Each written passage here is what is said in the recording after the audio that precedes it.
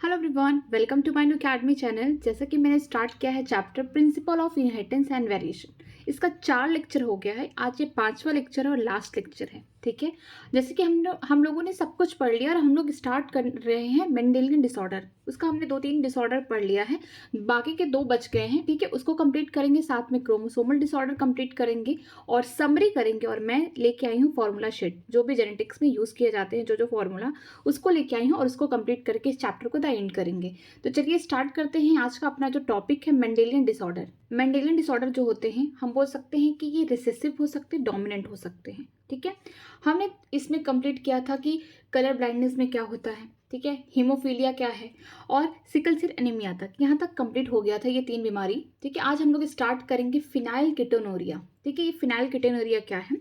This is inborn error of metabolism. It is also inherited as a autosomal recessive trait. ठीक है, ये बीमारी जो होती है माता पिता से बच्चों में आती है। ठीक है, ये जेनेटिक डिसऑर्डर है, पहली चीज।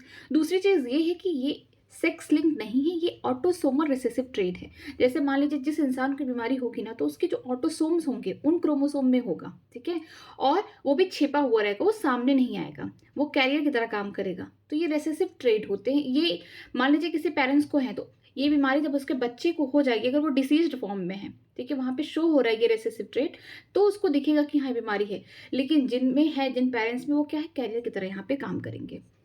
The affected individual lack an enzyme that convert the amino acid phenylalanine into the tyrosine। जिस इंसान को ये बीमारी हो जाती है, उसके अंदर बोल सकते हैं कि एक एंजाइम है जिसका नाम है फिनाइलएलानिन हाइड्रोक्सिलेज। ठीक है, ये एंजाइम, ये जो जीन होता है, जो इस एंजाइम को बनाता है, वो जीन इनमें प्रेजेंट नहीं होता है, जिसकी वजह से जो एंजाइम का जो काम है, इस एंजाइम का काम ये है कि जो अमीनो एसिड है फिनाइलएलानिन को, इसको बदलता है, चेंज करता है टायरोसिन में। दोनों ही अमीनो एसिड हैं, बट ये जो एंजाइम होता है, ये क्या कन्वर्ट करता है फिनाइलएलानिन को टायरोसिन में। अब जिनमें ये एंजाइम नहीं है, उसमें तो अब ये जो फिनाइलएलानिन है, ये टायरोसिन में अब नहीं बदल पाएगा। तो देखिए क्या होता है उसके आगे। As a result of these, phenylalanine is accumulated and converted into the phenylpyruvic acid and other derivatives। क्या होता है, जिनमें ये एंजाइम नहीं बन पाते हैं, होता यही है कि जो फिनाइलकीटोनुरिया है, इनमें वो जीन प्रेजेंट नहीं होता जो एंजाइम बनाता। एंजाइम का नाम क्या है? Phenylalanine hydroxylase. अगर नहीं याद है इसका नाम, तो आप यहाँ पे पढ़े होंगे जब मैंने पढ़ाया था। यहाँ पे देखिए प्लीरोट्रॉपी में, ये देखिए यहाँ पे इसका जिक्र किया गया है कि जो फिनाइलकीटोनुरिया है, ये क्या होता है, इसके एक जीन से, मतलब कि एक जो जीन होगा जो कंट्रोल करेगा इससे बहुत सारे फिनोटिपिक कैरेक्टर, तो हम उसे क्या बोलते हैं? प्लीरोट्रॉपी बोलते हैं। उसका एग्जाम्पल बेस्ट लिया था फिनाइलकीटोनुरिया। इसमें क्या होता है, इसमें म्यूटेशन हो जाता है उस जीन में जो एंजाइम बनाता है, जिसका नाम है फिनाइलएलानिन हाइड्रोक्सिलेज। ठीक है, इसका काम क्या है? ये फिनाइलएलानिन को किस में बदल रहा है? टायरोसिन में बदल रहा है। अगर ये एंजाइम नहीं रहेगा जिस इंसान में, तो वो टायरोसिन में नहीं बदल पाएगा। इसका मतलब ये जो फिनाइलएलानिन है, कहीं ना कहीं एक्युमुलेट होंगे, इकट्ठा होंगे, या फिर वो किसी और में प्रोडक्ट में बदलेंगे। ठीक है, तो यहाँ पे उसके बहुत सारे, जैसे कि सिम्टम्स, हम बोल सकते हैं कि बहुत सारे फिनोटिपिक कैरेक्टर या एक्सप्रेशन देखने को मिलेंगे, जैसे कि मेंटल रिटार्डेशन हो गया, हेयर नहीं होगा बालों में, स्किन का पिगमेंटेशन खराब हो जाएगा। तो यहाँ पे भी दिया गया है, तो अब इसको अच्छे से यहाँ पे दिया गया है। यहाँ पे देखिए यहाँ पे दिया गया है। अब यहाँ पे देखिए क्या होगा कि जो फिनाइलएलानिन हाइड्रोक्सिलेज है उस इंसान में नहीं है जिसको फिनाइलकीटोनुरिया है। तो अब जो बोल सकते हैं जो फिनाइलएलानिन है, अभी किसी दूसरे प्रोडक्ट में अपने आप को बदलेंगे, जो है फिनाइलपायरुविक एसिड, और उसके कोई अदर डेरिवेटिव होंगे। Accumulation of these in brain, किसकी बात की गया है? फिनाइलपायरुविक एसिड, और जो उसके डेरिवेटिव होंगे ये कहाँ अकुमुलेट हो जाएंगे? ब्रेन में अकुमुलेट हो जाएंगे, इकट्ठा हो जाएंगे। रिजल्ट इन मेंटल रिटार्डेशन, जिसकी वजह से जिस इंसान को ये प्रॉब्लम है, मिस फिनाइलकीटोनुरिया की प्रॉब्लम है, उसमें क्या होगा? उसका मेंटल रिटार्डेशन, उसकी बोल सकते हैं मेंटल डेवलपमेंट सही नहीं हो पाएगी। These are also excreted through the urine because of its poor absorption by kidney। ठीक है, ये जो फिनाइल पायरुविक एसिड बने हैं, ये सब क्या होंगे? किडनी के थ्रू फिल्ट्रेट होके फिर यूरिन के थ्रू बाहर हो जाएंगे बॉडी से, क्योंकि जो यहाँ पे हमारा किडनी है, इसको सही से एब्जॉर्ब नहीं करेगा। इसके अलावा और भी फिनोटिपिक कैरेक्टर हम बोल सकते हैं, एक्सप्रेशन देख सकते हैं, हेयर लॉस हो गया, स्किन का पिगमेंटेशन हो गया, मेंटल रिटार्डेशन, ये सब क्या होता है? फिनाइलकीटोनुरिया में देखने को मिलता है। इसमें एक एंजाइम, एक जो जीन है, जीन जिस एंजाइम को बनाता है, बस वो जीन उसमें प्रेजेंट नहीं होता, जिसकी वजह से वो एंजाइम नहीं बन पाता। जब एंजाइम नहीं बन पाता तो सबस्ट्रेट को प्रोडक्ट में नहीं बदल पाएगा। यहाँ पे सबस्ट्रेट कौन होगा उस एंजाइम के लिए? फिनाइल एनालिन होगा, और प्रोडक्ट क्या होगा? टायरोसिन। नॉर्मल कंडीशन में, जो इस इंसान को बीमारी नहीं है, लेकिन ये एंजाइम नहीं प्रेजेंट होने की वजह से अब ये टायरोसिन नहीं बनेगा। वहां पे क्या बनेगा? फिनाइल पायरुविक एसिड और उसके डेरिवेटिव, ये इकट्ठा हो जाएंगे ब्रेन में, जिसकी वजह से मेंटल रिटार्डेशन होगा, हेयर लॉसेस होंगे। इसके अलावा स्किन का जो पिगमेंटेशन है वो भी खराब हो जाएगा। आगे चलते हैं। आगे है थैलेसीमिया, एक बीमारी है, ये भी ब्लड रिलेटेड बीमारी है। This is also an autosomal link recessive blood disorder transmitted from parents to offspring when both the partner are unaffected carrier of the gene or heterozygous. ठीक है, ये थैलेसीमिया में क्या होता है? ये autosomal link recessive blood disorder है, means autosomes वाले क्रोमोसोम में है, वो भी ब्लड में है। ठीक है, ब्लड की बीमारी है इसमें, जैसे हमने हीमोफीलिया पढ़ा था, अभी सिकल सेल एनीमिया पढ़ा था, तो ये भी क्या है? थैलेसीमिया भी क्या है? ब्लड से रिलेटेड डिसऑर्डर है। इसमें क्या होगा? दोनों ही पेरेंट्स है, चाहे मेल हो चाहे फीमेल हो, दोनों ही पेरेंट्स में अगर ये बोल सकते हैं, ये जो ऑटोसोमल लिंक रिसेसिव जीन है अगर प्रेजेंट है, जो बीमारी कॉज कर रहा है, तो बीमारी होगी। नहीं, अगर हेट्रोजाइगस कंडीशन में प्रेजेंट है, मीन्स कि एक ही, मतलब दो क्रोमोसोम होते हैं पेयर में, तो अगर एक ही पे प्रेजेंट है, एक ही पे जीन प्रेजेंट है, तो ये हेट्रोजाइगस कंडीशन हो गया। अगर दोनों पे आ गए तो इसका मतलब डिसीज्ड पर्सन है वो। ठीक है, देखिए क्या होता है। The defected could be due to either mutation or deletion which ultimately result in the reduction rate of synthesis of one of the globin chain, that is alpha and beta, that make up the hemoglobin। क्या होता है? जिस इंसान में mutation हो गया है या फिर डिलेक्टेशन हो गया इस जीन का, ठीक है, जो कहाँ प्रेजेंट है? ऑटोसोम में, ऑटोसोमल वाले जो क्रोमोसोम है उनमें प्रेजेंट, ये सेक्स क्रोमोसोम में नहीं प्रेजेंट है, मीन्स जो 22 पेयर है उनमें प्रेजेंट है। ठीक है, यहाँ पे क्या होगा कि जो अल्फा चेन है या फिर बीटा चेन है, हम जानते हैं कि जो हीमोग्लोबिन होता है उनमें 2 अल्फा चेन होते हैं और 2 बीटा चेन होते हैं। ठीक है, तो यह अल्फा वाले को भी अफेक्ट कर सकता है, बीटा वालों को भी कर सकता है, लेकिन हमने सिकल सेल एनीमिया में पढ़ा था कि बीटा वाले चेन में अफेक्ट हो जाता है। लेकिन थैलेसीमिया में क्या होगा कि दोनों में ही डिफेक्ट आपको देखने को मिलेगा। ठीक है, आप देखते हैं। This causes the formation of abnormal haemoglobin molecule resulting into the anaemia which are characterized of this disease. इसमें क्या होता है कि यहाँ पे जो हीमोग्लोबिन के मॉलिक्यूल होंगे ना, कम बनेंगे, जिसकी वजह से खून की कमी हो जाएगी, और जब खून की कमी हो जाती है तो एनीमिया नाम की बीमारी होती है। ठीक है, तो इस बीमारी को अगर जानना है कि अगर ये जेनेटिक डिसऑर्डर है, पता चल गया इतना। ठीक है, अभी कंफ्यूजन ये होगा कि हीमोफीलिया है ये, कि क्लॉटिंग फैक्टर नहीं सही से बन रहे हैं, ये हो सकता है। सिकल सेल एनीमिया में क्या होगा? क्वालिटी खराब हो रही है बीटा चेन की, जो बीटा चेन है हीमोग्लोबिन की, उसकी क्वालिटी खराब हो जा रही है, क्योंकि 6 पोजीशन पे कौन आ रहा है? ग्लूटामिक एसिड की जगह वैलिन आ जा रहा है, ये वाला अमीनो एसिड आ जा रहा है। और थैलेसीमिया में क्या होगा? चाहे अल्फा हो चाहे बीटा चेन हो, दोनों की बोल सकते हैं कि अमाउंट कम बन रहा है। यहाँ पे हम बोल सकते हैं क्वांटिटी कम बन रहा है। तो अगर जिसमें देखने को मिलेगा कि ये जेनेटिकली डिसऑर्डर बीमारी है, ठीक है, मेंडेलियन, लेकिन यहाँ पे खून की कमी है, तो तुरंत आ जाएगा दिमाग में कि थैलेसीमिया है, मीन्स यहाँ पे जो हम बोल सकते हैं अल्फा या फिर बीटा हीमोग्लोबिन जो है सही से नहीं बन रहे हैं। अब आगे देखते हैं। Thalassaemia can be classified according to which the chain the haemoglobin molecule is affected. हम थैलेसीमिया को 2 कैटेगरी में रखते हैं कि कौन सा चेन नहीं बन रहा, अल्फा वाला नहीं बन रहा है हीमोग्लोबिन का, या बीटा वाला नहीं बन रहा है। अब देखिए, in alpha thalassemia production of alpha globin chain is affected, while in beta thalassemia production of beta chain is affected. ठीक है, अल्फा थैलेसीमिया में क्या होगा कि यहाँ पे जो अल्फा चेन है, जो अल्फा हीमोग्लोबिन के जो चेन है वो नहीं बन रहे हैं सही से, उनका अमाउंट कम बन रहा है। ठीक है, अगर बीटा थैलेसीमिया, इसका मतलब कि जो प्रोडक्शन हो रहा है बीटा चेन का हीमोग्लोबिन का, वो क्या हो रहा है? कम बन रहा है। तो यहाँ से हम देख के बता सकते हैं कि अगर अल्फा हीमोग्लोबिन वाला चेन कम बन रहा है तो इसका मतलब उसे अल्फा थैलेसीमिया हुआ है। अगर बीटा हीमोग्लोबिन का चेन कम बन रहा है तो इसका मतलब उसे बीटा थैलेसीमिया हुआ है। चलिए एक एक करके पढ़ते हैं।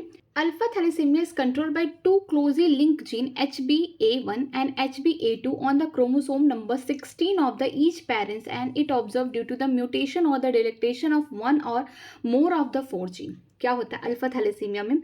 ये दोनों पेरेंट्स हो, चाहे मेल हो चाहे फीमेल हो, दोनों पेरेंट्स के अगर 16 क्रोमोसोम नंबर 16 पे इस तरीके से पेयर में क्रोमोसोम पाए जाते हैं। मान लीजिए मैंने 16 क्रोमोसोम बनाया है, तो यहाँ पे 2 जीन हम बोल सकते हैं इसको क्या करती हैं? रेगुलेट करती हैं अल्फा थैलेसीमिया को। एक हो गया HbA1, दूसरा हो जाएगा HbA2।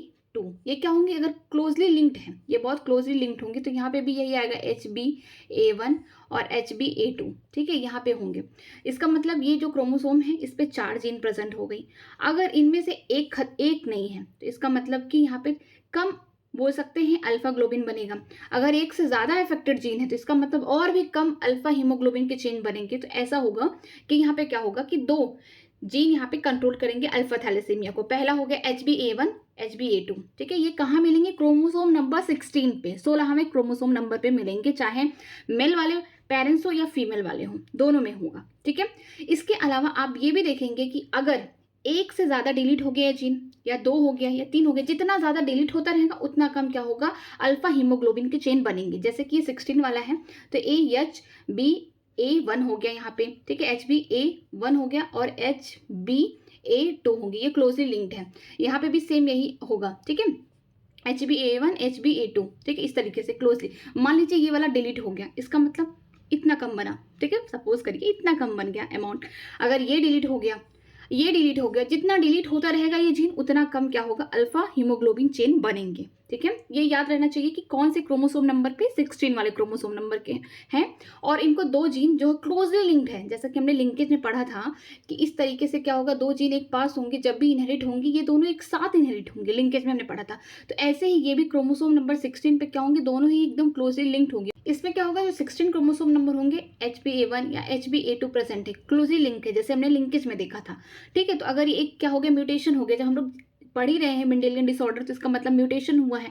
तो जब ये एक कम हो जाएगा जीन, तो इसका मतलब जो अल्फा हीमोग्लोबिन के चेन होंगे वो कम बनेंगे। अगर और ज़्यादा जीन डिलीट है, म्यूटेशन हो गया है, तो और कम बनेंगे। इसका मतलब कि हम बोल सकते हैं अगर जीन जितनी ही कम रहेंगी उतना ही कम क्या होगा? अल्फा हीमोग्लोबिन के चेन बनेंगे, ठीक है, अल्फा थैलेसीमिया में। अब आगे चलते हैं। While in beta thalassaemia is controlled by single gene HBB on the chromosome number 11 of each parents and occur due to the mutation of one or both the gene, ठीक है। Alpha में तो दो जीन थे, जो HbA1 था, HbA2 ये control करता था, लेकिन बीटा थैलेसीमिया में क्या होगा? एक ही जीन होगा HBB, ये कंट्रोल करेगा, ठीक है। इसके हाथ में क्या है? पूरी बागडोर है कि किस तरीके से बीटा हीमोग्लोबिन की चेन बनेंगी, ठीक है। ये कहाँ प्रेजेंट है? कि दूसरे क्रोमोसोम को प्रेजेंट है। जैसे हमने इस पे देखा था 16 क्रोमोसोम पे प्रेजेंट है, ठीक है, ये जीन। अब लेकिन बीटा में क्या होगा? 11 जो क्रोमोसोम नंबर होगा दोनों पेरेंट्स के वहां प्रेजेंट होंगे। मान लीजिए ये 11 वाला है, ठीक है, यहाँ पे क्या होगा? HB ये वाले जीन प्रेजेंट है। मान लीजिए इसमें से एक डिलीट हो गया, तो इसका मतलब जो बीटा हीमोग्लोबिन होगा उसका अमाउंट कम हो गया। दोनों ही डिलीट हो गया तो इसका मतलब वहां पे बीटा हीमोग्लोबिन का फॉर्मेशन ही नहीं हो रहा है। तो दोनों ही पेरेंट्स में 11वें क्रोमोसोम पे एक जो जीन है HBB, यही क्या करता है? रेगुलेट करता है बीटा थैलेसीमिया का, ठीक है। ये बीटा चेन बनाने में हेल्प करता है हीमोग्लोबिन का। अगर HBB एक ही डिलीट हुआ, एक जीन, मतलब एक क्रोमोसोम के ऊपर से एक जीन खत्म हुआ, दूसरा वाला भी बाकी है, उस पर प्रेजेंट है, तो इसका मतलब कि ये देखिए पेयर्स में होते हैं जीन। यहाँ पे HBB दोनों पे प्रेजेंट है। सपोज करिए नॉर्मल केस में एक से क्या हुआ? डिलीट हो गया जीन, तो ये वाला चेन जो होगा बीटा हीमोग्लोबिन नहीं बना पाएगा जो चेन, ठीक है, लेकिन ये बनाएगा। तो इसका मतलब अमाउंट क्या हो गया? कम हो गया। दोनों से डिलीट हो गए तो इसका मतलब कि बीटा हीमोग्लोबिन चेन नहीं बन पाएगा, ठीक है। ये दोनों पेरेंट्स में देखने को मिलेगा 11वें क्रोमोसोम पे। आगे चलते हैं। आगे क्या लिखा गया? Thalassaemia differ from the sickle cell anaemia is that the former of quantitative problem of synthesis of too few haemoglobin while in the latter the qualitative problem of synthesis is incorrectly functioning globin. अब यहाँ पे difference दिया गया कि thalassaemia भी blood related problem थी haemoglobin की, और सिकल सेल अनीमिया भी यही प्रॉब्लम है, ब्लड रिलेटेड। अब डिफरेंस क्या है दोनों में? अब ये देखिए, अब देखिए थैलेसीमिया में क्या हो रहा है कि अल्फा चेन या बीटा चेन दोनों ही क्या है? अफेक्टेड है। अगर अल्फा थैलेसीमिया जिसको हो गया वहां पे क्या होगा? अल्फा हीमोग्लोबिन के चेन कम बन रहे हैं। जिसको बीटा थैलेसीमिया हो गया वहां पे बीटा चेन जो हीमोग्लोबिन के चेन वहां कम बन रहे हैं। तो इसका मतलब थैलेसीमिया में क्या है? क्वांटिटी की प्रॉब्लम है, अमाउंट कम बन रहा है, ठीक है। तो इसे हम क्या बोलते हैं? क्वांटिटेटिव प्रॉब्लम है, ठीक है। लेकिन हम सिकल सेल एनीमिया में देख रहे थे अल्फा चेन उसका सही है। यहाँ पे देखिए, यहाँ पे जो अल्फा चेन है हीमोग्लोबिन का वो सही है, लेकिन प्रॉब्लम कहाँ आ रही? बीटा वाले चेन में। यहाँ पे क्या हो जाए? नॉर्मल में क्या है? 6 पोजीशन पे ग्लूटामिक एसिड वाला एमिनो एसिड है, ठीक है। लेकिन हम देख रहे हैं जो जिसमें बीटा चेन अफेक्टेड है वहां पे क्या हो रहा है? 6 पोजीशन पे वैलिन आ जा रहा है ग्लूटामिक एसिड की जगह, ठीक है, ये वाला अमीनो एसिड आ जा रहा है। इसका मतलब यहाँ पे क्या हो रहा है? क्वालिटी खराब हो जा रही है। ये वाला अमीनो एसिड ना आके यहाँ पे वैलिन जब आ रहा है तो यहाँ पे बीटा वाली चेन में प्रॉब्लम हो रही है, वो भी यहाँ पे क्वालिटी खराब हो जा रही है। यहाँ पे बन रहा है हीमोग्लोबिन, ऐसा नहीं है चेन बन रहे हैं, बट क्वालिटी खराब हो जा रही है। तो इसका मतलब ये है थैलेसीमिया में प्रॉब्लम होगी क्वांटिटेटिव की, मीन्स क्वांटिटी कम बन रही है, अमाउंट कम बन रहा है। लेकिन सिकल सेल एनीमिया में क्या होगा? बीटा चेन वाले में क्वालिटी खराब बन रही है, ठीक है। आगे देखते हैं क्रोमोसोमल डिसऑर्डर। अब क्रोमोसोमल डिसऑर्डर क्या होते हैं उसके बारे में पढ़ते हैं। The chromosomal disorder on the other hand are caused due to the absence और the excess or abnormal arrangement of one or more chromosome. इसमें क्या होता है क्रोमोसोमल डिसऑर्डर में कि या तो क्रोमोसोम ही डिलीट हो जा रहे हैं, या एक्स्ट्रा क्रोमोसोम आ जा रहे हैं, या फिर हम बोल सकते हैं उनका अरेंजमेंट एबनॉर्मल है, जिसकी वजह से हमें क्रोमोसोमल डिसऑर्डर देखने को मिलेगा। जैसे मान लीजिए, मैं एग्जांपल ले रही हूँ, अभी आगे दिया गया है कि XX होता है फीमेल में, मान लीजिए ये वाला गायब हो जाए, एक X यहाँ से गायब हो जाए, तो यहाँ पे क्या हो रहा है, एक क्रोमोसोम की कमी हो जा रही है। अगर मेल का XY दिया है, अगर एक X क्रोमोसोम और ऐड हो जा रहा है, यहाँ पे एडिशन हो जा रहा है, तो इससे भी क्या हो रहा है, क्रोमोसोमल डिसऑर्डर आ रहे हैं। मीन्स यहाँ पे क्रोमोसोम डिलीट हो जाएंगे या ऐड हो जाएंगे या फिर एबनॉर्मली अरेंज होंगे, तो इससे क्या हो जाएगा, क्रोमोसोमल डिसऑर्डर हो जाएंगे उस पर्सन में। अब आगे देखते हैं एनोप्लाइडी क्या होता है। Failure of segregation of chromatic during the cell division result in the gain or loss of chromosome, इसे कहते हैं एनोप्लाइडी। एनोप्लाइडी में क्या होगा कि यहाँ पे फेलियर होगा सिग्रीगेशन होने का, क्रोमेटिड अलग नहीं हो पाएंगे। ठीक है, सेल डिवीजन के टाइम क्रोमेटिड अलग नहीं हो पाएंगे। कौन से फेज में नहीं अलग हो पाएंगे, अगर मियोसिस हो रहा है, सपोज करिए मियोसिस सेकेंड हो रहा है, टेलोफेज में देखेंगे कि जो क्रोमोसोम है एनाफेज में, वो उनका सेंट्रोमियर सेपरेट नहीं हो पाए, तो टेलोफेज में क्या होंगे, जब दोनों अलग अलग पोल पे जाएंगे तो हमको देखने को क्या मिलेगा, इस टाइप का टेलोफेज होता है ना, सपोज करिए। ठीक है, यहाँ पे ये क्रोमोसोम है, यहाँ पे ये डिवाइड ही नहीं हो पाए। ठीक है, मियोसिस सेकंड की बात कर रही हूँ जिसमें ये प्रॉब्लम होगी। ये क्या हुआ, सेंट्रोमियर टूटे ही नहीं, अगर ये दोनों एक साथ जुड़े हैं आगे चल के सेल डिवीजन हो गया, मीन साइटोकाइनेसिस जब हो जाएगा तो यहाँ पे दो ही सेल बनेंगे और उनमें क्या हो जाएगा, इस तरीके के क्रोमोसोम पूरा सेट क्या आ जाएगा, वापस से आ जाएगा। तो ये क्या है, एनोप्लाइडी। यहाँ पे गेन हो जा रहा है क्रोमोसोम का, सिग्रीगेट नहीं हो पा रहे हैं। ठीक है, सेल डिवीजन के टाइम अलग नहीं हो पा रहे, जैसा कि हम जानते हैं कि दो स्टैंड होता है, ये क्या होंगे, दोनों ही अलग अलग हो जाएंगे इस तरीके से। ठीक है, जब अलग अलग नहीं हो पाएंगे तो ये क्या हो जाएगा, एनोप्लाइडी हो जाएगा। ठीक है, या फिर गेन हो जाए या फिर लॉस हो जाए, या तो ऐसा हो सकता है कि किसी सेल में ये पूरा एक साथ चले गए, किसी में आए ही नहीं, तो जिसकी वजह से क्या हो गया, एनोप्लाइडी हो जाएगा। ठीक है, for example down syndrome result in the gain of extra copy of chromosome number 21। ठीक है, डाउन सिंड्रोम एक बीमारी है, क्रोमोसोमल डिसऑर्डर है। इसमें क्या होता है, जो उनके ऑटोसोम क्रोमोसोम होते हैं, हम सेक्स क्रोमोसोम की बात नहीं करें, ऑटोसोम्स वाले की बात करें, जो 22 पेयर्स हैं। ठीक है, इनमें क्या होता है, क्रोमोसोम नंबर 21 पे क्या होता है, एक्स्ट्रा कॉपी आ जाती है क्रोमोसोम की, तो यहाँ पे क्या हो रहा है, एडिशन हो रहा है कोई एक्स्ट्रा। जब हम जानते हैं कि सारे जितने भी हम बोल सकते हैं क्रोमोसोम है वो पेयर्स में है, पेयर्स में है, पेयर्स में है। ठीक है, तो अगर मान लीजिए ये 21 पेयर है, या फिर हम बोल सकते हैं 21 क्रोमोसोम है, यहाँ पे एक एक्स्ट्रा कॉपी आ जाए तो यहाँ पे क्या हो रहा है, गेन हो रहा है। यहाँ पे जब गेन हो रहा है एक एक्स्ट्रा क्रोमोसोम, तो भी ये दिखा रहा है क्या, एनोप्लाइडी। हम इसे बोल सकते हैं ट्राइसोमी भी बोल सकते हैं कि एक ऐड हो रहा है क्रोमोसोम। ठीक है, similarly the Turner syndrome result in the loss of x chromosome in the human female. एक टर्नर सिंड्रोम है, ये फीमेल्स में होता है ये बीमारी। इसमें क्या होता है, जो सेक्स क्रोमोसोम है, हम जानते हैं ऑटोसोम जो है 22 पेयर क्या होंगे, सेम होंगे। ठीक है, एक पेयर जो होगा फीमेल में क्या होंगी, XX होंगी। अब इसमें से मान लीजिए एक X गायब हो गया और एक ही X प्रेजेंट, तो यहाँ पे क्या हो रहा है, लॉस हो जा रहा है, एक क्रोमोसोम का क्या हो रहा है, लॉस हो जा रहा है, जिसकी वजह से क्या होगा कि हम बोल सकते हैं एनोप्लाइडी होगी। और इसमें क्या होगा, मोनोसोमी बोल सकते हैं कि क्रोमोसोम खत्म हो गया, तो इसका मतलब मोनोसोमी। ठीक है, आगे चलते हैं। Failure of the cytokinesis after a telophase stage of the cell cycle result in increase of whole set of chromosome in organism, and this phenomena is called polyploidy. This condition is often seen in plant. Polyploidy का मतलब नाम से लग रहा है poly, poly means many, polydy का मतलब है कि इसमें ढेर सारी। आपको पोलाइडी का मतलब क्या होता है, N हो गया तो हैप्लॉइड हो गया, 2N हो गया तो बोल सकते डिप्लॉइड, 3N हो गया तो ट्रिप्लॉइड हो गया। ठीक है, तो पोलाइडी ये होती है, हैप्लॉइड है कि डिप्लॉइड है, ट्रिप्लॉइड है कि टेट्राप्लॉइड है, ये सब क्या है, पोलाइडी है। ठीक है, अगर क्या हो सकता है कि एक सेल है, उसने अपना न्यूक्लियस डिवाइड किया, दो हो गए, आगे उसको क्या करना है, सेल डिवीजन करना है, लेकिन उसने सेल डिवीजन नहीं किया, तो इसमें क्या हमको देखने को मिलेगा, यहाँ पे पोलाइडी बदल गई, कि मतलब एक सेल में क्या हो रहा है कि दो हमको न्यूक्लियस देखने को मिल रहे हैं। आगे फिर ये न्यूक्लियस डिवाइड करेंगे, फिर ये इस तरीके से डिवाइड होंगे, तो इस तरीके से और आगे डिवाइड होंगे, तो एक ही हमको सेल में बहुत सारे न्यूक्लियस देखने को मिलेंगे। तो इसका मतलब है पॉलीपोलाइडी है, कि यहाँ पे क्या नहीं हो पा रहा है, साइटोकाइनेसिस नहीं हो पा रहा है, सेल नहीं डिवाइड हो पा रहा, काइरोकाइनेसिस हो रहा, मींस न्यूक्लियस डिवाइड हो रहे हैं न्यूक्लियस, लेकिन सेल नहीं डिवाइड हो पा रहा है। इसकी वजह से पॉलीपोलाइडी और ज़्यादा करके प्लांट्स में देखने को मिलते हैं। जैसे इसका एग्जाम्पल है कोकोनट वाटर, जो हम लोग पानी पीते हैं कोकोनट का, वो भी क्या है, एक पॉलीपोलाइडी है। इसके अलावा जो टैप्टम होते हैं, जब हम लोग पढ़ते हैं माइक्रोस्पोरोजेनेसिस, किस तरीके से पॉलन ग्रेन बनता है, तो उनको जो न्यूट्रिशन प्रोवाइड करता है टैप्टम, वो भी क्या होता है, पॉलीपोलाइडी होते हैं, मीन्स उसके सेल में कई ढेर सारे न्यूक्लियस प्रेजेंट होते हैं। ठीक है, तो ये पॉलीपोलाइडी का कंडीशन है। आगे देखते हैं, the total number of chromosome in normal human cell is 46 या 23 पेयर। जैसा कि हम जानते हैं जो ह्यूमन बींग्स हैं उनमें 46 क्रोमोसोम नंबर होते हैं, 23 पेयर होते हैं, जिसमें से 22 क्या होंगे, ऑटोसोम्स होंगे, और 1 पेयर को हम सेक्स क्रोमोसोम बोल सकते हैं या फिर एलोसोम बोल सकते हैं। Out of this 22 pair are autosome, 1 pair of the chromosome are sex chromosome, जिनमें से 22 पेयर क्या होंगे, ऑटोसोम होंगे, 1 पेयर क्या होंगे, सेक्स क्रोमोसोम, या फिर इसको बोल सकते हैं एलोसोम, ठीक है, सेक्स क्रोमोसोम को। Sometime, though rarely, either an additional copy of chromosome may be introduced in individual or an individual may lack one or any one pair of chromosome। कभी कभी होता क्या है कि इंडिविजुअल में क्या होता है कि 46 क्रोमोसोम है, उनमें एक एडिशनल कॉपी आ गई, मीन्स 47 हो गए, ये हो सकता है। या कभी कभी होता है कि 46 क्रोमोसोम में से एक क्रोमोसोम डिलीट हो गया, 45 हो गए, तो ये हो सकता है। इस सिचुएशन को क्या कहते हैं, देखिए, this situation are known as trisomy और monosomy of the chromosome respectively, ठीक है। हम जानते हैं कि 46 क्रोमोसोम हैं, चाहे मेल हो या फीमेल हो ह्यूमन में।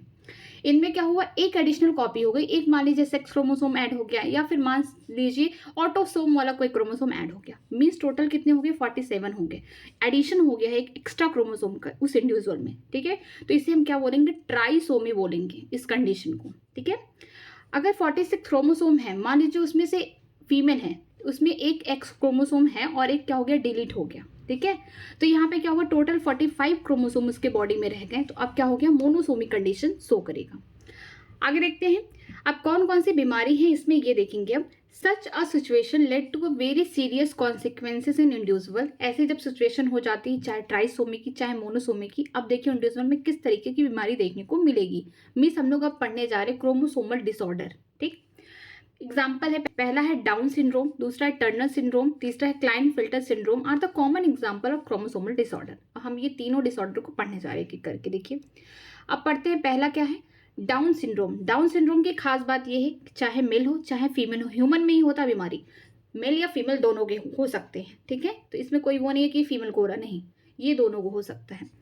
The cause of this genetic disorder is the presence of additional copy of the chromosome number 21 that is trisomy। इसमें क्या होता है इस बीमारी में कि जो क्रोमोसोम नंबर 21 होगा इस इंडिविजुअल का, चाहे मेल या फीमेल है, ठीक है, जिसको डाउन सिंड्रोम है, उसके क्रोमोसोम नंबर 21 में एक एडिशनल कॉपी आ जाती है, जिसकी वजह से हमें क्या देखने को मिलेगा, ट्राइसोमी कंडीशन, मीन्स कि इसका क्रोमोसोम नंबर टोटल कितना हो जाएगा, 47 हो जाएगा। एक नई एडिशनल कॉपी कहाँ ऐड हो गई है, इसके ऑटोसोम्स में हो गई है, सेक्स क्रोमोसोम में नहीं हुई, ऑटोसोम वाले क्रोमोसोम में ऐड हुई है, वो भी 21 नंबर ऑफ क्रोमोसोम पे, ठीक है। This disorder was first describe by Langdon down in 1866। ये बीमारी पहली बार किसने डिस्क्राइब किया था, उनका नाम था लैंगडन डाउन, 1866। इसी वजह से इस बीमारी का नाम क्या रखा गया, डाउन सिंड्रोम, मीन्स इनके नाम से ही इस बीमारी का नाम रख दिया गया है। अब इसमें क्या होगा, जिस इंसान को बीमारी होगी उसमें देखिए क्या क्या देखने को मिलेंगे। The affected individual is short स्टॉटेड with small round head, furrowed tongue and partially open mouth. जिस इंसान को बीमारी होगी, चाहे मेल या फीमेल होगी, किसी को अगर जिस इंसान को प्रॉब्लम है, उनमें क्या होगा, जो उसका सर होगा ना, छोटा शॉर्टेड मतलब छोटा सा रहेगा, और जो उसके हम बोल सकते हैं उसका जो ये हेड है वो भी क्या है, राउंड है, मतलब छोटा सा उसका हेड होगा, हम बोल सकते हैं जो अपर वाला पार्ट है उसका बहुत छोटा होगा। इसके अलावा जो उसकी टंग होंगी वो कैसी होंगी, कटी हुई, मान लीजिए हमारी टंग ऐसी होती है नॉर्मल, ठीक है, इसकी टंग कैसी होंगी, इस तरीके से होंगी, ऐसे थोड़ा सा कटी हुई होंगी, मीन्स फॉरो होंगी। इसके अलावा इसका जो मुंह होगा पार्शली ओपन होगा, हमारा मुंह तो पूरा खुलता है लेकिन इनका मुंह इतना खुला रहेगा, पार्शली ओपन होगा, ठीक है। Palm is broad with characteristic palm stitches. इनका जो पाम होगा वो ब्रॉड होगा, लेकिन इसके अलावा इस पर बहुत सारी लाइनिंग्स होंगी, हम बोल सकते हैं हाथ की रेखाएं बहुत ज़्यादा होंगी। इसके अलावा physical, psychomotor and the mental development is retarded. हम बाहर से भी देख सकते हैं कि फिजिकली इनका डेवलपमेंट नहीं हो पाएगा, इनकी हाइट सही नहीं रहेगी, इनकी बॉडी का जो भी ऑर्गन होगा हम बोल सकते हैं वो सही से डेवलप नहीं हो पाएगा। साइकोमोटर का मतलब कि ये इनकी जो साइकोलॉजी है वो भी सही नहीं है। इसके बाद मेंटल डेवलपमेंट नहीं हो पाएगा, मीन्स बहुत सारी हम बोल सकते हैं डिसऑर्डर हमको इसमें देखने को मिलेंगे। सिंड्रोम बहुत ज़्यादा है। यहाँ पे देखिए फिगर दिया हुआ है डाउन सिंड्रोम का, ये है उसका हेड, ये वह हेड है पार्ट जो कि ब्रॉड फ्लैट फेस है, मतलब ब्रॉड इतना बड़ा सा निकला हुआ है। उसके अलावा उसका जो बैक है वो क्या है, फ्लैट है, पूरा चिपका हुआ है। हम लोग का क्या होगा, आगे टच करेंगे पीछे ऐसे निकला हुआ होगा पीछे, लेकिन इसका क्या होगा, फ्लैट एकदम चिपका हुआ होगा। इसके अलावा जो उसका हाथ है, पाम कैसे होंगे, ये पूरे उस पर क्या होंगे, बहुत ढेर सारी हम बोल सकते हैं रेखाएं पाई जाएंगी या लाइनिंग्स पाई जाएंगी। इसके अलावा many loops on the finger tip, इनकी जो फिंगर टिप है इस पर बहुत सारे लूप्स पाए जाएंगे, ठीक है। बिग एंड रिंकल टंग, इनका जो टंग होगा बड़ा सा होगा, लेकिन वो कैसा होगा, इस तरीके से वो कटा होगा, ठीक है।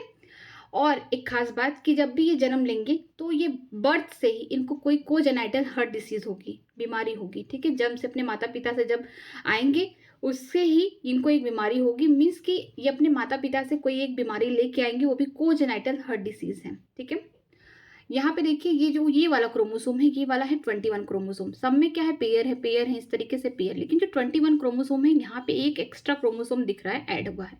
तो इसका मतलब क्या है, ये ट्राइसोमी की कंडीशन है। तो इनमें जब एक्स्ट्रा ऐड हुआ है तो पहले 46 थे, जब एक्स्ट्रा ऐड हो गए इस इंडिविजुअल में तो कितना हो गया, 47 हो गया क्रोमोसोम नंबर। आगे चलते हैं। आगे जो बीमारी है उसका नाम है क्लाइनफिल्टर सिंड्रोम। क्लाइनफिल्टर सिंड्रोम की खास बात यह है कि ये मेल में होता है, ह्यूमन में ही होगा लेकिन मेल में होगा। ठीक है, लेकिन डाउन सिंड्रोम फीमेल या मेल दोनों में होगा। ठीक, this genetic disorder is also caused due to the presence of additional copy of X chromosome resulting into the karyotype of 47 that is XXY। ये बीमारी मेल में होगी और इसमें क्या होगा, एक एक्स्ट्रा कॉपी ऐड हो जाएगी एक्स क्रोमोसोम की, जिसकी वजह से जो सीक्वेंस होगा बदल जाएगा।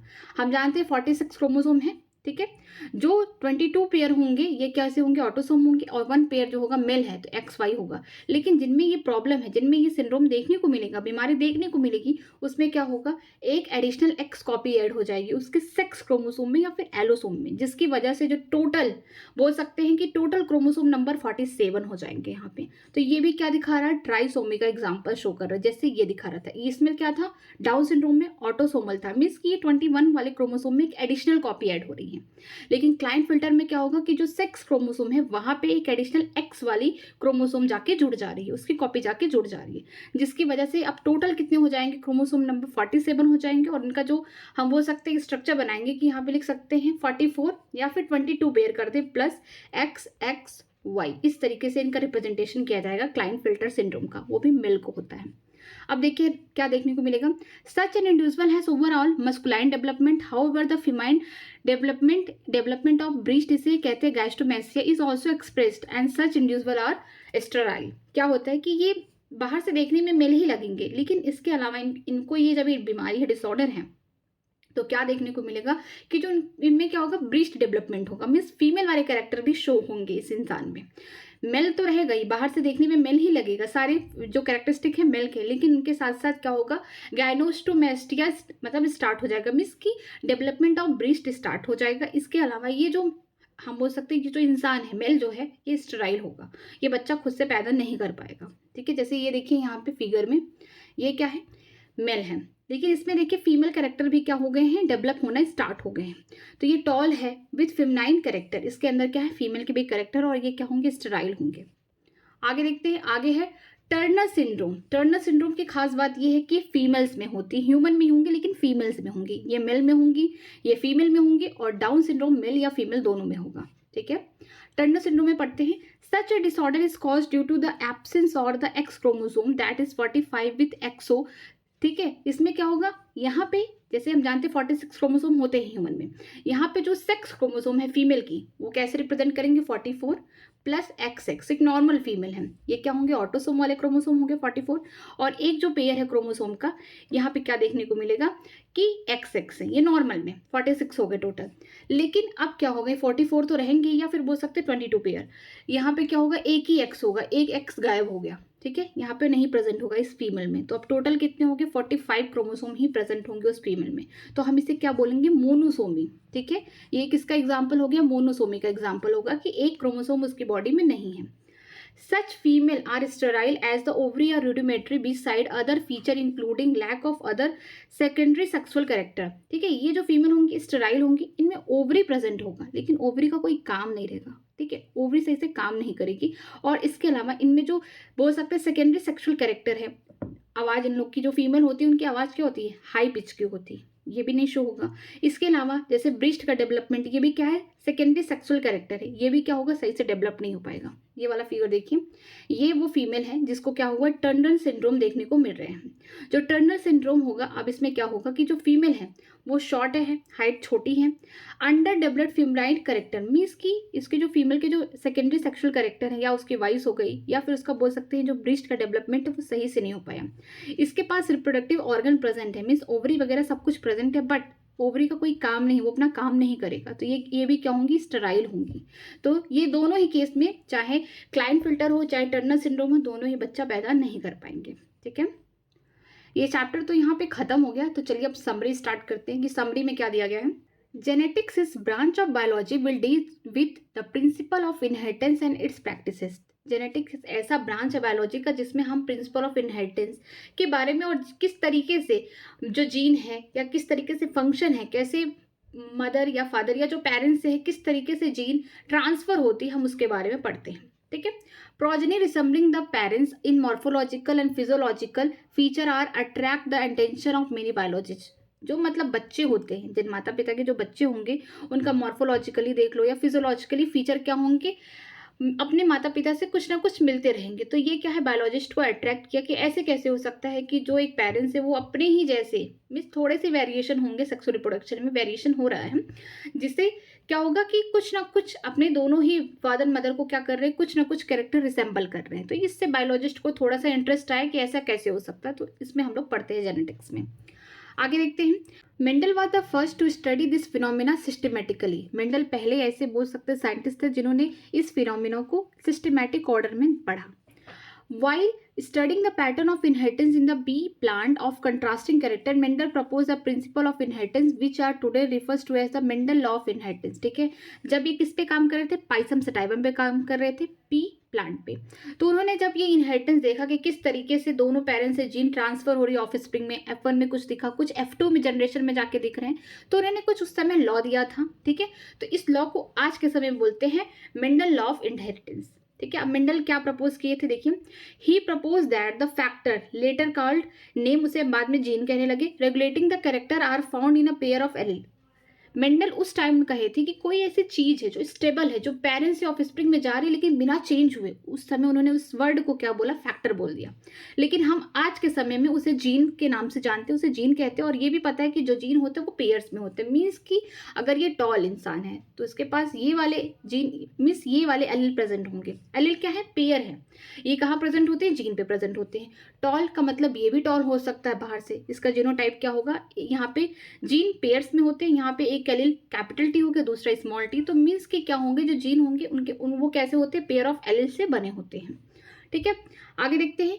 He observed that the expression of the character in the offspring follow a definite pattern in different first generation F1 and second and so on। उन्होंने ये भी देखा कि किस तरीके से जो पैटर्न है ऑफस्प्रिंग का, F1 जनरेशन में कैसे बच्चे बने, F2 में कैसे बने, F3, इस तरीके से उन्होंने डिफरेंट कैरेक्टर या डिफरेंट ट्रेड लेके देखा।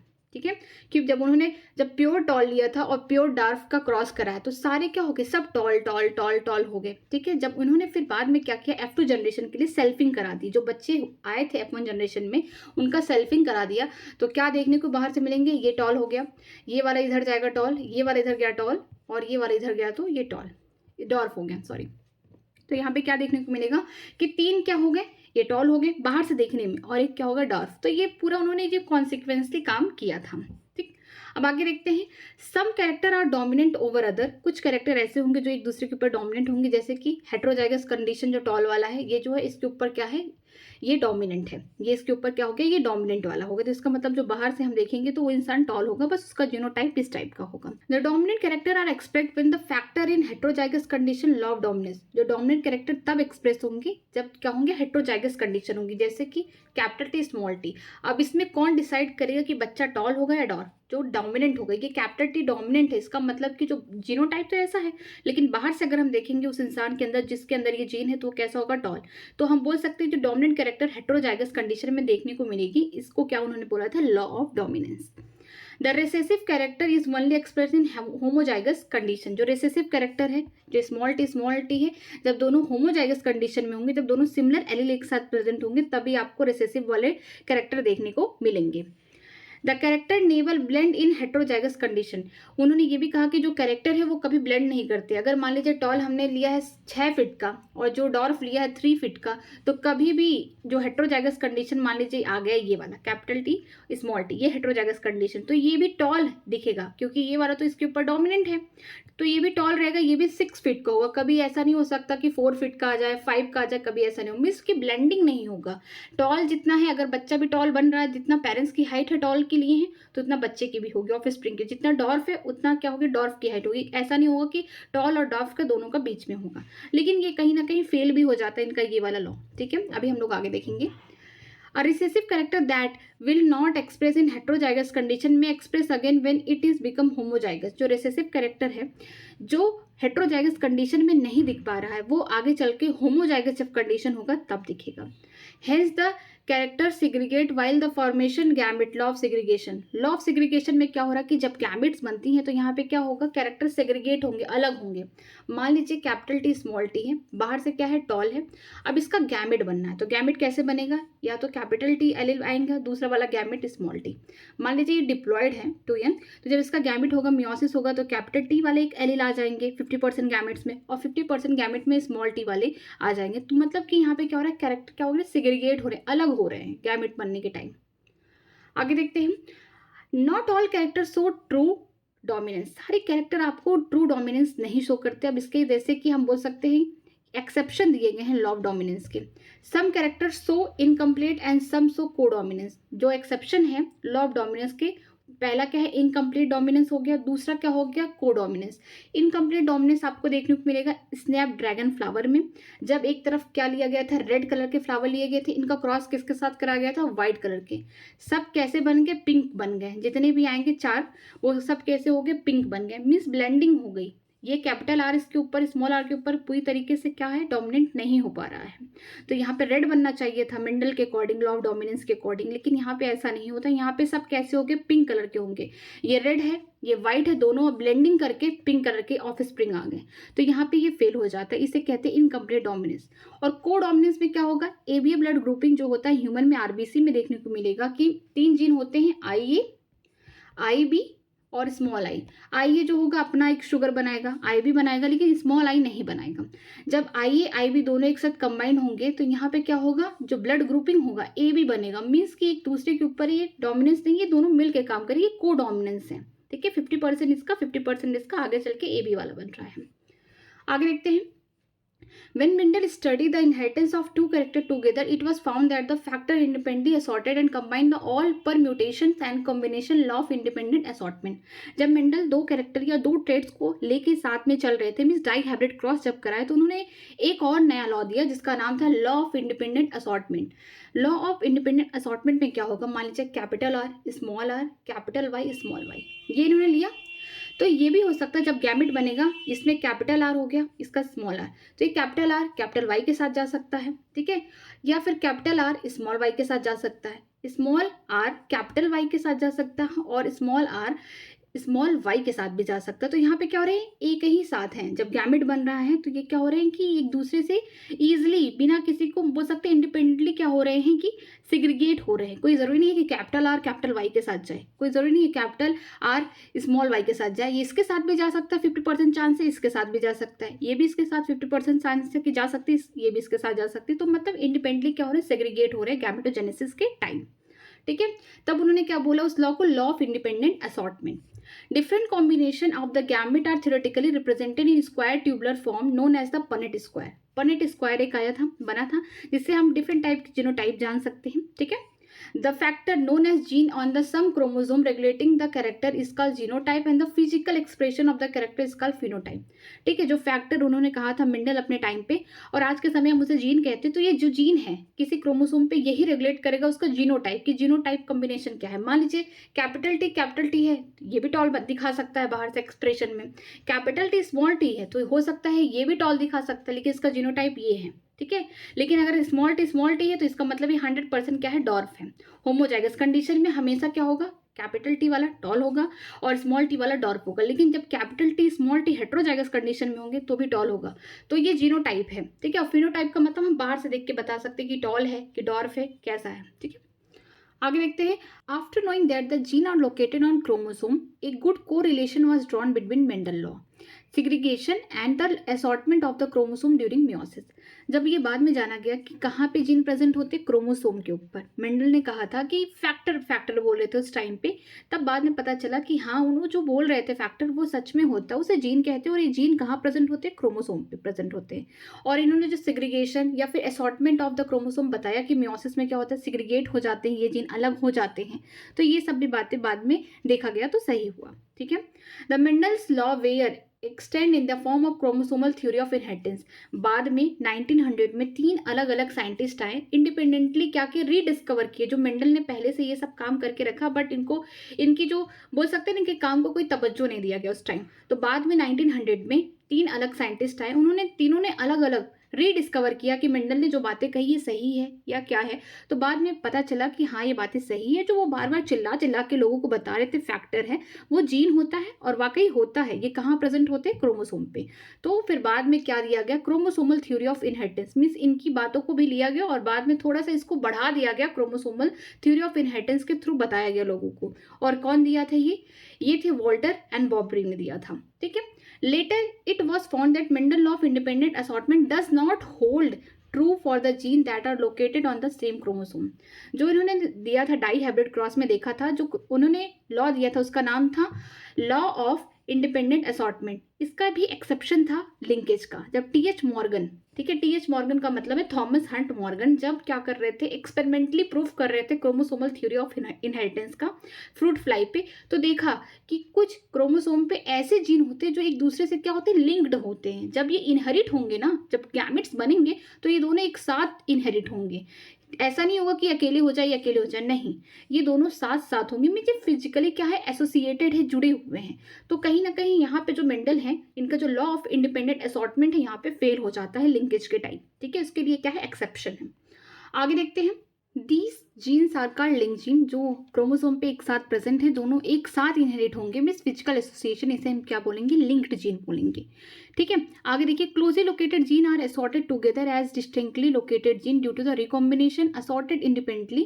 ठीक है, जो क्लोजली लोकेटेड जीन होंगे क्रोमोसोम के पास एक साथ, तो ये क्या होंगे? एक साथ इनहेरिट होंगे। लेकिन अगर इन जीन के बीच में डिस्टेंस ज़्यादा हो जाएगा तो एक साथ नहीं होंगे, यहाँ पे आपको रिकॉम्बिनेशन देखने को मिलेगा।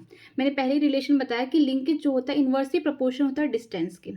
लिंकेज का मतलब कि दो पेरेंटल जीन जो है पास पास अगर प्रेजेंट है, तो इसका मतलब डिस्टेंस कम है वहाँ पे, तो दोनों एक साथ इनहेरिट होंगी। मीन्स जब गैमेट्स बनेगा तो दोनों एक साथ जाएंगी। लेकिन अगर लिंकेज जो है इन्वर्सली प्रोपोर्शन है किसके? डिस्टेंस के। तो अगर डिस्टेंस ज़्यादा है तो इसका मतलब लिंकेज कम है, तो इसका मतलब रिकॉम्बिनेशन ज़्यादा बनेगा। तो डिस्टेंस कहीं ना कहीं डायरेक्टली प्रोपोर्शन हो जाएगी recombination.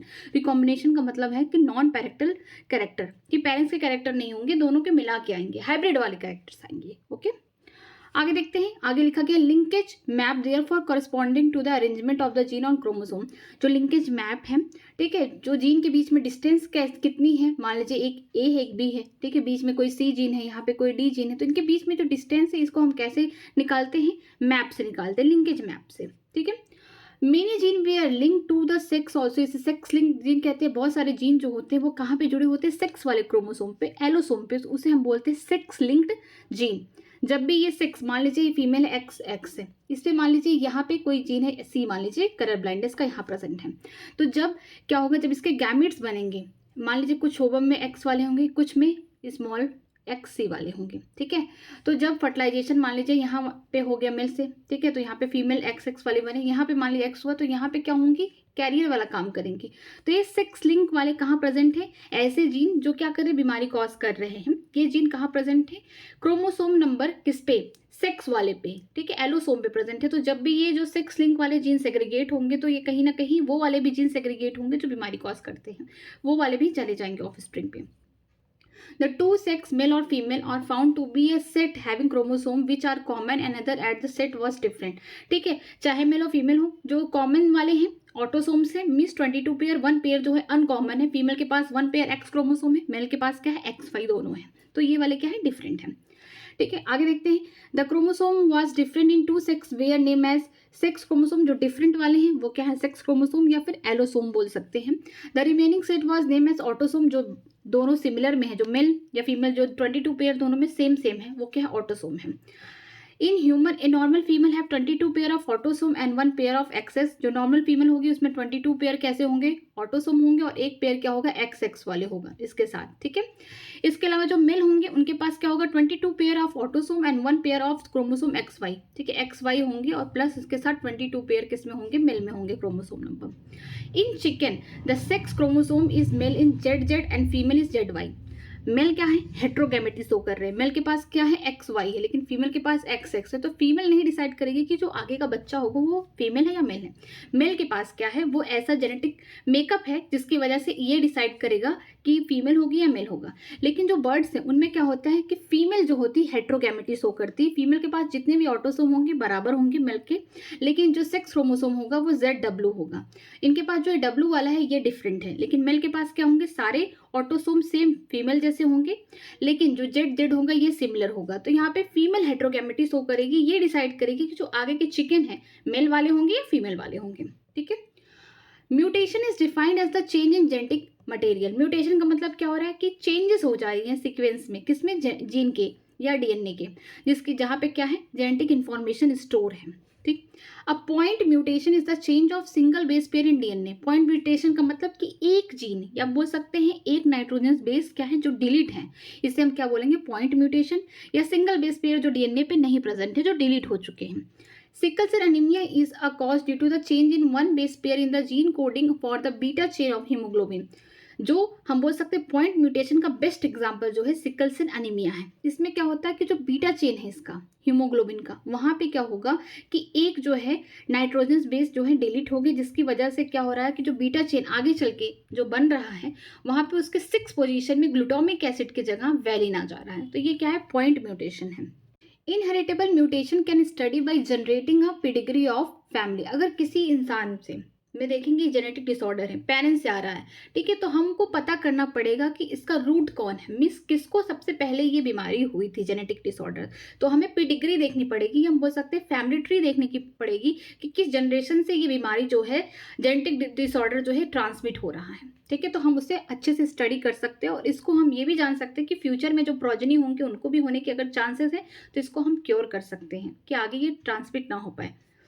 Some mutation involve the change in whole set of chromosome polyploidy और change in sub set of chromosome number, इसे aneuploidy। ठीक है, कुछ ऑर्गेनिज्म में क्या होता है, म्यूटेशन इस तरीके से हो जाते हैं कि यहाँ पे एक सेल है उसका न्यूक्लियस डिवाइड कर रहा है, लेकिन ये क्या हो रहा है, सेल नहीं डिवाइड कर पा रहा है। ठीक है, ढेर सारे न्यूक्लियस बन गए, तो इसे हम क्या बोलेंगे, पॉलीपोलाइडी, मीन्स ढेर सारे क्रोमोसोम एक ही सेल में प्रेजेंट है, तो ये पॉलीपोलाइडी होगा। इसका एग्जाम्पल टैप्टम हो गया, कोकोनट वाटर हो गया। ठीक है, अगर मान लीजिए जो क्रोमोसोम के सबसेट है वो क्या हो रहे हैं, वो भी सही से बोल सकते हैं लॉस हो जा रहे हैं, किसी में प्रेजेंट ही नहीं है, किसी में एक साथ ही प्रेजेंट हो जा रहे हैं, मीन्स कि यहाँ पे लॉस हो गया, एडिशन हो गया, या फिर बोल सकते हैं एबनॉर्मली अरेंज है, तो इसे हम क्या बोलेंगे, एनोपोलाइडी बोलेंगे। इसी में देखने को मिलेगा एनोपोलाइडी में ट्राइसोमी, मोनोसोमी। ट्राइसोमी में क्या होगा, एक एडिशनल कॉपी आ जाएगी, क्रोमोसोम का ऐड हो जाएगा, और मोनोसोमी में क्या होगा कि एक कॉपी जो होगी वो डिलीट हो जाएगी। ठीक है, तो ये क्या हो गया, monosomy. This help in understanding the mutational basis of genetic disorder. इससे हम पता चल जाएगा हमें कि किस तरीके से म्यूटेशन हो रहा है किसमें, क्रोमोसोम में, और इसका हम डिसऑर्डर पढ़ेंगे, इसी को बोलेंगे क्रोमोसोमल डिसऑर्डर। एग्जाम्पल जैसे है डाउन सिंड्रोम हो गया, क्लाइनफिल्टर, टर्नर सिंड्रोम। अब एक एक करके पढ़ेंगे। Down syndrome is due to the trisomy of chromosome number 21 where there is an extra copy of chromosome number 21 and consequently the total number of chromosome become 47।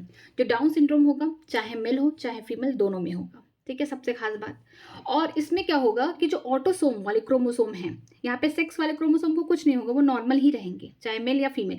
जो autosome वाले chromosome होंगे वहाँ पे 21 नंबर वाला जो क्रोमोसोम है, pair में होते हैं हमको पता है क्रोमोसोम, लेकिन जो 21 नंबर वाला क्रोमोसोम है ना, वहाँ पे एक एक्स्ट्रा आ जाएगा, क्रोमोसोम जुड़ जाएगा, जिसकी वजह से 46 क्रोमोसोम की जगह मीन्स टोटल 46 क्रोमोसोम से 47 में हो जाएंगे, तो इसे हम क्या बोलेंगे, ट्राइसोमी बोलेंगे। ठीक है, अब टर्नर सिंड्रोम में देखिए, जो टर्नर सिंड्रोम है ये फीमेल्स में होता है, ह्यूमन की सबसे खास बात। In Turner syndrome 1 X copy is missing and the 6 chromosome is XO। ठीक है, जो फीमेल में होता है ये टर्नर सिंड्रोम, इसमें क्या होगा कि 46 क्रोमोसोम होंगे, उसमें क्या होगा कि जो उसका सेक्स क्रोमोसोम होगा 1 पेयर XX होगा, प्लस क्या होंगे यहाँ पे 44 बोल सकते हैं, या 22 पेयर जो होते हैं ऑटोसोम, वो ऐसे ही रहेंगे। इसमें प्रॉब्लम क्या होगी कि जो जिसको ये बीमारी हुई टर्नर सिंड्रोम, जिसको वहाँ पे एक X क्रोमोसोम होगा, एक क्या हो जाएगा, गायब हो जाएगा। इसका मतलब कि 46 से कहाँ पे आ गया, 45 पे आ गया, उसके टोटल क्रोमोसोम हो गए। तो ये एग्जाम्पल किसका है, मोनोसोमी का। And in the Klinefelter syndrome, the condition is XXY. This is easily studied by the analysis of cryotype। ठीक है, जो क्लाइनफिल्टर है ये मेल में होता है, ह्यूमन में। अब यहाँ पे क्या होगा, इसमें क्या होगा, इसमें एक एडिशनल कॉपी आ जाएगी एक्स क्रोमोसोम का, कहाँ, एलोसोम या फिर सेक्स क्रोमोसोम में। 22 पेयर तो ऑटोसोम, ये सही है, इसमें कोई चेंजेस नहीं है। मेल में क्या होगा, यहाँ पे एक एक्स्ट्रा कॉपी आ जाएगी किसकी, एक्स वाले क्रोमोसोम की। नॉर्मली तो इस टाइप के होंगे, एक्स वाई होंगे, लेकिन यहाँ पे एक एक्स्ट्रा एक्स कॉपी आने की वजह से क्या होगा कि इनके जो टोटल क्रोमोसोम नंबर है 47 हो जाएंगे। तो ये भी क्या दिखाएंगे, ट्राइसोमी के एग्जाम्पल हैं। ठीक है, ये चैप्टर तो यहाँ खत्म हो गया। अगर कुछ क्वेश्चंस हैं आप उसको करिएगा, अगर किसी भी जगह पे आपको डाउट होता है तो प्लीज़ मुझे बताइए। मैं एक साथ में फॉर्मूला शीट भी लेके आई हूँ, जो जो फॉर्मूला यूज़ होंगे जेनेटिक्स में। चलिए मैं इसको भी डिस्कस कर दे रही हूँ जल्दी से। फॉर्मूला शीट ऑफ जेनेटिक्स, ठीक है। अगर आपको नंबर ऑफ गैमेट्स निकालनी तो उसका जो फॉर्मूला होता है 2 की पावर n। n क्या है, n is the number of heterozygotes. ठीक है, जैसे मैंने एक एग्जांपल लिया है, ये है मान लीजिए किसी का, ये मान लीजिए कोई सीक्वेंस दिया है, तो आप इसमें दिखा सकते हैं कि कितने नंबर के गैमेट्स बनेंगे। पहले देखिए इसमें हेट्रोजाइगस कंडीशन कहाँ प्रेजेंट है, कैपिटल है स्मॉल है, कैपिटल बी ये तो होमोजाइगस है, इसका कोई काम नहीं है। कैपिटल सी ये भी होमोजाइगस है, इसका कोई काम नहीं है। कैपिटल डी स्मॉल डी ये वाला हेट्रोजाइगस है, ये वाला हेट्रोजाइगस है। तो फॉर्मूला क्या है गैमेट्स का, 2 की पावर n। n क्या है, नंबर ऑफ हेट्रोजाइगस, कितने हेट्रोजाइगस कंडीशन वाले वहाँ पे जीन प्रेजेंट हैं। एक ये हो गया, एक ये हो गया, मतलब 2 हैं। तो 2 की पावर हम कर देंगे 2, तो यहाँ पे 4, मतलब कि यहाँ पे हमें 4 टाइप के गैमेट्स देखने को मिलेंगे।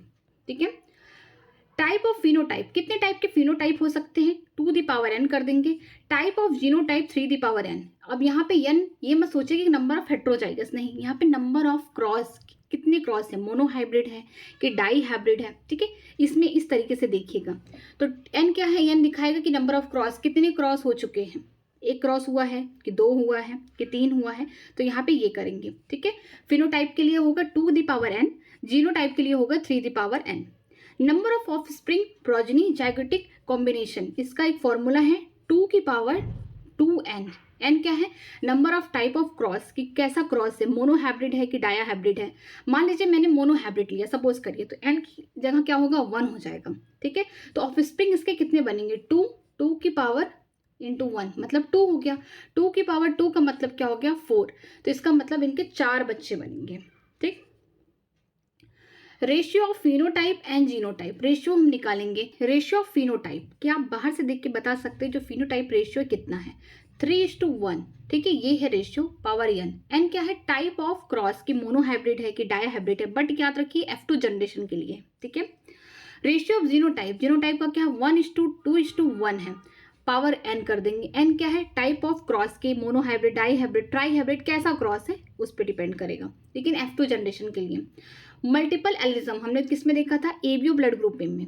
वहां पे हमने देखा था कि एबीओ ब्लड ग्रुपिंग में 3 एलील प्रेजेंट थे, आई बी और स्मॉल आई। यहाँ पे 3 डिफरेंट टाइप के एलील प्रेजेंट थे। अब देखिए क्या होगा, अगर हमें फिनोटाइप निकालना है तो n+1 कर देंगे, अगर जीनोटाइप निकालना है तो n/2 ब्रैकेट में n+1। अब यहाँ पे n क्या है, n हर जगह हर कंडीशन में डिफरेंट है। कहीं नंबर ऑफ बोल सकते हैं कि हेट्रोजाइगस कंडीशन हो रहा है गैमेट के केस में, कहीं n क्या है, टाइप ऑफ क्रॉस दिखा रहा है कि किस टाइप का क्रॉस है। अब यहाँ पे n क्या दिखाएगा, मल्टीपल एलिज्म में कि नंबर ऑफ एलील कितने हैं। ठीक है, जैसे हमने देखा था कि एबीओ ब्लड ग्रुपिंग में क्या है कि 3 टाइप के एलील प्रेजेंट थे। तो हम इसका फिनोटाइप देखते हैं कि कितने टाइप के फिनोटाइप बनेंगे। अब हम जानते हैं कि n की जगह हमको 3 रखना 1, तो मतलब यहाँ पे क्या होंगे, 4 टाइप के फिनोटाइप देखने को मिलेंगे। मतलब ए ग्रुप भी बन सकता है ब्लड का, बी हो सकता है, ओ हो सकता है और ए भी हो सकता है। ठीक है, ये भी हो गया। और जीनोटाइप में अगर हमको करना है कि कितने टाइप के जीनोटाइप्स बनेंगे, यहाँ पे देखिए क्या होगा, जीनोटाइप में n/2 n+1। यहाँ पे हमको पता है कि कितने एलील है, 3 डिफरेंट एलील है। 3/2 रख देंगे, n की जगह 3 रखेंगे, फिर यहाँ पे 3+1 हो गया। ठीक है, इतना हो गया। अब क्या होगा, डिवाइड करेंगे, 3/2 × 4, ये हो गया डिवाइड होके 6। मीन्स यहाँ पे आपको 6 जीनोटाइप किस में देखने को मिलेंगे, एबीओ ब्लड ग्रुपिंग में। आप ये भी कर सकते हैं कि अगर फिनोटाइप दिया है n+1 तो पहले आप फिनोटाइप निकाल लीजिए, नंबर ऑफ एलील्स आपको पता है तो आप फिनोटाइप निकाल लीजिए, फिर जितना फिनोटाइप आया है उसको क्या करिए, n/2 से उसको मल्टीप्लाई कर दीजिए। ठीक है, मान लीजिए यहाँ पे क्या है, पहले ये आपको पता होगा कि 3 एलील है, इसका मतलब फिनोटाइप क्या होंगे, 4 होंगे, आपको पहले से पता है। आपको जीनोटाइप निकालना है तो आपको क्या करना है कि n/2 से मल्टीप्लाई कर देना है 4 में। तो n क्या है, नंबर ऑफ एलील यहाँ पुट कर देंगे कि मान लीजिए यहाँ पे 3 है × 4, यहाँ पे आप इसको जब इसको डिवाइड करेंगे इस तरीके से तो यहाँ पे तब भी 6 जीनोटाइप आ जाएगा। तो n/2 से आप मल्टीप्लाई कर देंगे फिनोटाइप पे, तब भी आपको जीनोटाइप देखने को मिल जाएगा। लेकिन याद रहे यहाँ पे n क्या है, नंबर ऑफ एलील है। ठीक, हम लिंकेज में बात करते हैं। लिंकेज किस केस में होता है?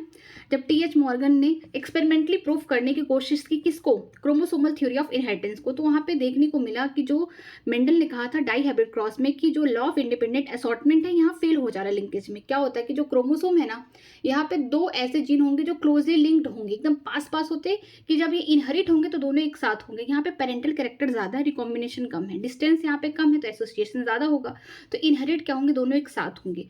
तो लिंकेज जो होता है इन्वर्सली प्रोपोर्शन होगा डिस्टेंस के। डिस्टेंस जितना कम उतना ज़्यादा लिंकेज, उतना ही पास पास होंगे, और उतना ही कम क्या होगा? रिकॉम्बिनेशन बनेगा। ठीक है, लिंकेज ज़्यादा, इसका मतलब लिंकेज और रिकॉम्बिनेशन एक दूसरे के इन्वर्सली प्रोपोर्शनल है। ठीक, और एक चीज़ यहाँ पे आपको और देखने को मिलेगी कि जो रिकॉम्बिनेशन वो डायरेक्टली प्रोपोर्शनल डिस्टेंस के। डिस्टेंस जितना ज़्यादा, लिंकेज उतना कम, रिकॉम्बिनेशन उतना ज़्यादा। ठीक है, तो डिस्टेंस जितना ज़्यादा रहेगा रिकॉम्बिनेशन उतना ज़्यादा रहेगा, डिस्टेंस जितना कम रहेगा रिकॉम्बिनेशन उतना कम रहेगा, वहाँ पे क्या होगा? लिंकेज ज़्यादा होगा, पेरेंटल कैरेक्टर ज़्यादा होंगे। आगे देखते हैं, पॉलीजेनिक इनहेरिटेंस में भी कभी कभी पूछ देता है क्वेश्चन, ऐसा अभी तक आया नहीं है बट इसका भी एक फॉर्मूला है कि कॉन्ट्रीब्यूशन ऑफ ईच पॉलीजीन आपको दे दिया गया है, जैसे capital A, capital A, capital B, capital B, capital C, capital C, इस टाइप का आपको पॉलीजेनिक इनहेरिटेंस वाला जीन दे दिया गया है। इसमें आपको कुछ अमाउंट देगा कि ये जो है कितना अमाउंट दिया है, तो आपको मैक्सिमम अमाउंट जो भी दिया उससे माइनस करेंगे, माइनस वाले को नंबर ऑफ पॉलीजीन, कितने जीन आपको दिया है, 1 2 3 4 5 6, कुछ भी दे सकता है, इससे ज़्यादा भी दे सकता है, तो आप उससे डिवाइड कर देंगे। मैक्सिमम से जितना भी अमाउंट दिया है मैक्सिमम वाला, उसको माइनस करेंगे मिनिमम वाले अमाउंट से और डिवाइड कर देंगे जितने भी पॉलीजीन हैं उनसे। ठीक है, ये आपको पता चल जाएगा। लेकिन इसके अलावा आप याद रखिए कि जो रेसेसिव एलील होंगे, मान लीजिए capital A small A, capital B small B, capital C small C, इसमें क्या होगा? ये वाले और कैपिटल वाले जितने होंगे डोमिनेंट वाले, वही क्या करेंगे? कंट्रीब्यूट करेंगे। ठीक है, पॉलीजीन में स्मॉल वाले का कोई काम नहीं होगा, ये बेकार है, रेसेसिव है, इनका कोई कंट्रीब्यूशन नहीं होगा। ठीक है, तो आप इसको अच्छे से इस स्टेट को देखिए कि अगर गैमेट्स बन रहा है 2 की पावर n, n क्या है? नंबर ऑफ हेटेरोजाइगस, कंडीशन वाला रखिएगा, गैमेट पता चल जाएंगे। फिनोटाइप या जीनोटाइप निकालना है, फिनोटाइप के लिए 2 की पावर n करेंगे, जीनोटाइप के लिए 3 की पावर n करेंगे। यहाँ पे टाइप ऑफ क्रॉस है, मोनो हाइब्रिड है कि डाया हाइब्रिड है, ये इंपॉर्टेंट है यहाँ पे n। ठीक है, ऑफ स्प्रिंग के लिए क्या करेंगे बच्चा जानने के लिए? 2 की पावर 2n कर देंगे। यहाँ पे भी n क्या है? नंबर ऑफ, या बोल सकते टाइप ऑफ क्रॉस है। अब रेशियो जो होगा फिनोटाइप या जीनोटाइप का, फिनोटाइप के लिए 3:1 होगा की पावर n, और जीनोटाइप के लिए 1:2 की पावर 1 होगा। n क्या है? Type of cross, mono hybrid है, डाया हाइब्रिड है। मल्टीपल एनालिज्म में क्या होगा? फिनोटाइप के लिए n+1 हो गए, n क्या है? नंबर ऑफ एलिल है, यहाँ पे एलिल है कि n। ठीक है, और जीनोटाइप के लिए n/2 ब्रैकेट में n+1। तो आप ये भी कर सकते हैं, फिनोटाइप निकाल के n/2 से क्या कर सकते हैं? मल्टीप्लाई। n को याद रखिएगा कि यहाँ पे एलिल रखना है। और लिंकेज क्या होता है? इन्वर्सली प्रोपोर्शनल डिस्टेंस के। डिस्टेंस जितना कम, लिंकेज उतना ज़्यादा, उतना ही ज़्यादा क्या होंगे? पेरेंटल जीन एक साथ रहेंगे। और डिस्टेंस जितना ज़्यादा, लिंकेज जीन उतना दूर, तो इसका मतलब यहाँ पे रिकॉम्बिनेशन आपको ज़्यादा देखने को मिलेंगे। और रिकॉम्बिनेशन डायरेक्टली प्रोपोर्शनल होते हैं किसके? डिस्टेंस के। ठीक है, डिस्टेंस ज़्यादा है तो रिकॉम्बिनेशन ज़्यादा है, डिस्टेंस कम रिकॉम्बिनेशन कम। जो पॉलीजेनिक इनहेरिटेंस है इसमें कंट्रीब्यूशन देखना है, जैसे यहाँ पे capital A, capital A, capital B, capital B, capital C, capital C, एक एग्जांपल ले लीजिए। ठीक है, तो इसमें जो कंट्रीब्यूशन होगा हर एक जीन का, इसका कितना होगा, इसका कितना होगा, हर एक जीन का निकालने के लिए क्या करना है? जो भी मैक्सिमम अमाउंट दिया गया है जिस जीन का, डोमिनेंट या रिसेसिव, उसमें से मिनिमम वाले को माइनस कर देंगे जो नंबर ऑफ पॉलीजीन है, जैसे capital A, capital A, capital B, capital B, capital C, capital C, तो 1 2 3 4 5 6, तो इसका मतलब जो पॉलीजीन कितने हैं? नंबर 6 है। तो मैक्सिमम माइनस मिनिमम और डिवाइड कर देंगे इससे जितने भी जीन दिए हैं। मान लीजिए यहाँ पे 6 है तो यहाँ पे इस तरीके से डिवाइड कर देंगे, तो आपको पता चल जाएगा कि कॉन्ट्रीब्यूशन कितना है जीन का। लेकिन याद रखिए जो रेसेसिव वाले एलील होंगे वो कोई कॉन्ट्रीब्यूट नहीं करेंगे, हमेशा डोमिनेंट वाले ही करेंगे। ठीक है, अब ये चैप्टर प्रिंसिपल ऑफ इनहेरिटेंस पूरी तरीके से खत्म हो चुका है। मैंने पूरे चैप्टर को खत्म कर दिया, साथ में समरी और जो भी इंपॉर्टेंट फॉर्मूला थी वो भी लेके आई थी मैं। तो ये चैप्टर हर तरीके से खत्म हो चुका है। अगर आपको कहीं भी किसी लाइन या किसी भी कॉन्सेप्ट या किसी क्वेश्चन में अगर आप सॉल्व कर रहे हैं, अगर डाउट हो तो प्लीज़ कमेंट सेक्शन में कमेंट करिएगा, मैं उसका रिप्लाई करूंगी। मैं न्यू एनसीईआरटी को फॉलो कर रही हूँ, अगर आपके पास है तो अपनी किताब से पढ़िए, नहीं तो इसका PDF मेरे टेलीग्राम चैनल पर मिल जाएगा। तो मेरा टेलीग्राम चैनल ज्वाइन करने के लिए वीडियो के डिस्क्रिप्शन बॉक्स में लिंक दिया गया है, तो आप वहाँ से ज्वाइन कर सकते हैं। किसी भी तरीके की कोई भी डाउट हो तो प्लीज़ ज़रूर कमेंट सेक्शन में कमेंट करिए, मैं उसका रिप्लाई करूंगी। वीडियो अच्छी लगी हो तो प्लीज़ चैनल को लाइक करिएगा, सब्सक्राइब करिए। अगर वीडियो अच्छी लगी हो तो प्लीज़ वीडियो को लाइक करिएगा, चैनल को सब्सक्राइब करिए, हो सके तो अपने फ्रेंड को ज़रूर शेयर करिएगा। कोई डाउट हो तो प्लीज़ ज़रूर कमेंट सेक्शन में कमेंट करिएगा। आज की क्लास अच्छी लगे तो प्लीज़ ज़रूर सब्सक्राइब करिएगा। Thank you very much. आज की क्लास अगर अच्छी लगे तो please like and subscribe my channel new academy, और मेरा टेलीग्राम का लिंक डिस्क्रिप्शन बॉक्स में है, तो आप वहाँ पे जाके ज्वाइन कर सकते हैं और जितने भी ये PDF हैं, शॉर्ट नोट्स हैं, वहाँ पे आपको मिलेंगे। Thank you.